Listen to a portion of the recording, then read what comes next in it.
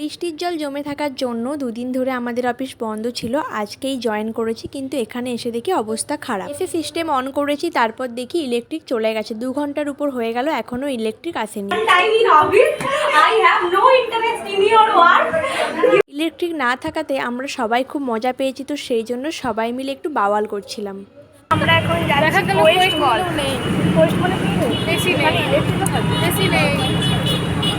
তো আমরা এখন শপিং করতে যাচ্ছি, অফিসে এসে শপিংয়ে যাচ্ছি কোয়েস্ট মলে।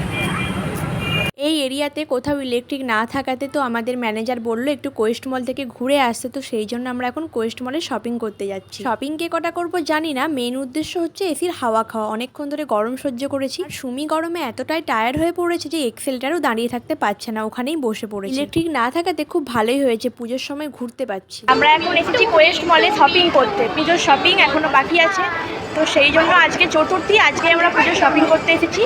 সবাই মিলে এসেছি, কিন্তু কে কটা শপিং করবো আমরা কেউই জানি না।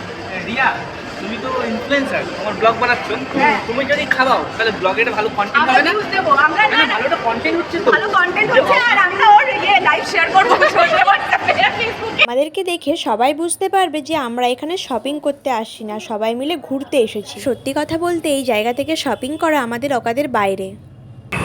আমরা ইডলিতে খেতে এসেছিলাম, কিন্তু ইলেকট্রিক নেই কাল থেকে বলে, সেই জন্য কোনো খাবার দাবারই নেই, কোনো দোকানেই খাবার পাচ্ছি না, তো অফিসও আমাদের হচ্ছে না ইলেকট্রিক প্রবলেমের জন্য, তো সেই জন্য আমরা এখন একটা জায়গায় গিয়ে বসে ইলেকট্রিক না থাকার কারণে যেই জায়গাতেই যাচ্ছি সেখানেই খাবার পাচ্ছি না, তাই সবাই মিলে ঠিক করলাম যে আমরা ডমিনোসে পিৎজা খেতে আসবো।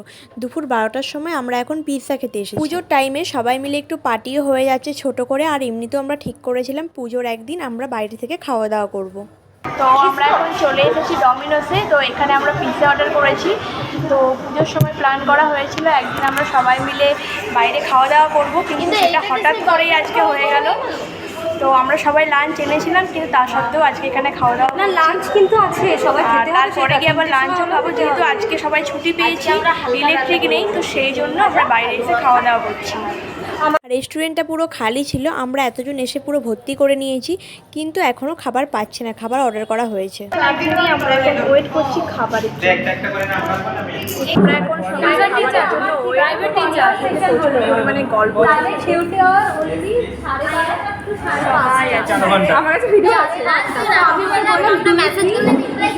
তো আমাদের খাবার চলে এসেছে। তো পিৎজাগুলো কম্বো প্যাকে ছিল, তো সেই জন্য আমরা অর্ডার করেছিলাম 99-এর পিৎজা অর্ডার করেছিলাম, তো সেটা এখন খাবো, কারণ এরপরে দুপুরে লাঞ্চ খেতে হবে। ইলেকট্রিক না থাকাতে বাইরে থেকে অনেকক্ষণ টাইম কাটিয়ে নিলাম, এবার ওখানে গিয়ে দেখবো যে এখনও ইলেকট্রিক এসেছে কিনা, না হলে তো আজকে খুব ভালোই হবে। এটা চেয়েছিলাম সেটাই হলো, 2 ঘন্টা পরে এসেও দেখি এখনও ইলেকট্রিক আসেনি, তো সবাই মিলে এভাবে ল্যাদ খাচ্ছি। যেহেতু দুদিন ধরে এই এরিয়াতে বৃষ্টির জল জমা ছিল, তো সেই জন্য ইলেকট্রিকের এরকম প্রবলেম হচ্ছে। তারপর পুজোর টাইম, তো অনেকক্ষণ ওয়েট করার পর তারপর আমাদেরকে ছেড়ে দিয়েছে।